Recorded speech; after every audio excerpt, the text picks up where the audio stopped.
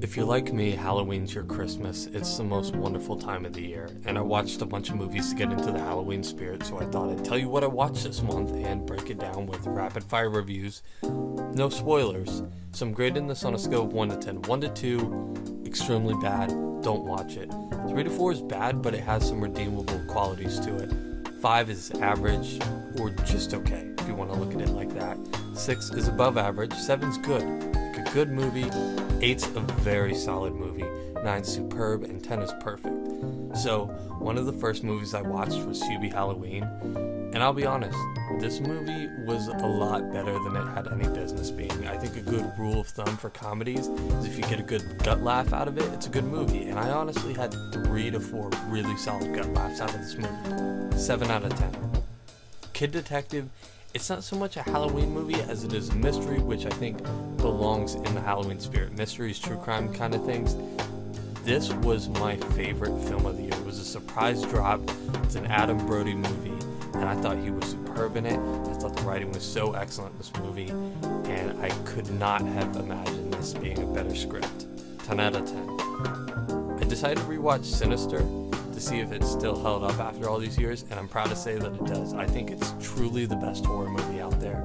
9 out of 10.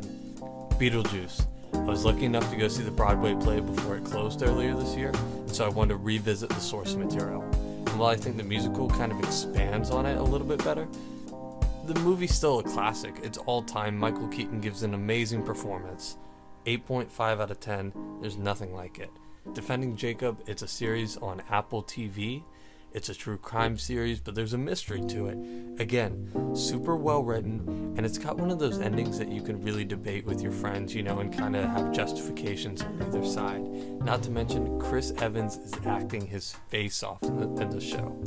8 out of 10. Wolf of Snow Hollow, it's a new movie that just came out recently, and I'm not gonna lie, I was pretty disappointed by this. It's not a bad movie. It is not a bad movie.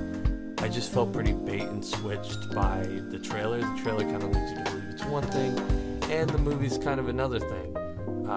But the acting's pretty good, and there is a lot of mystery to it, and so it is still enjoyable at the end of the day. 7.5 out of 10. Alright, the classic. It's The Great Pumpkin, Charlie Brown. Now, I know there's a lot of controversy right now because it switched from cable TV to Apple Plus, even though it's free for a few days, just like it would be free to watch on TV for like 1 or 2 days they showed every year. But you know what's more expensive than Apple TV? Cable. 10 out of 10. Hashtag Alive. This is a Korean movie. It's on Netflix. It's dubbed. I wish it was just subtitled, honestly, because the dub kind of throws you a little bit because it's not the greatest dub. But as far as what this brings to the zombie movie, kind of genre, I thought it was really, really excellent. I thought it brought some new stuff, kind of, really kept you at the edge of your seat the whole time. I think the ending was a little bit cliche, but ultimately that didn't take away too much for me. 8 out of 10. The Rocky Horror Picture Show, it's an all-time classic. It's one of the greatest cult classics of all time. I don't think there's so much more I need to say about it. Objectively, not the best film, but still one of the most fun of all time. 8 out of 10. Day of the Dead.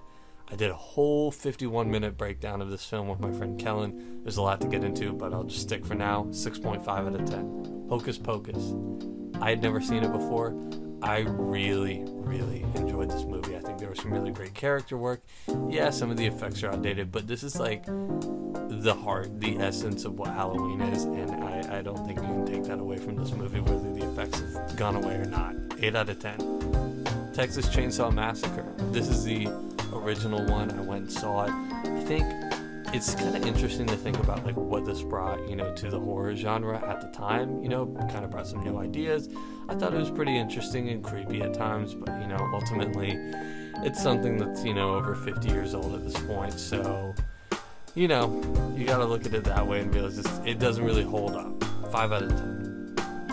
Little Monsters. I thought Lupita Nyong'o was great in this movie. She was really funny and charming, in the best ways. Josh Gad was obviously the standout in this movie. I think my only problem was, it was like, had this really like kind of blunt, dark humor.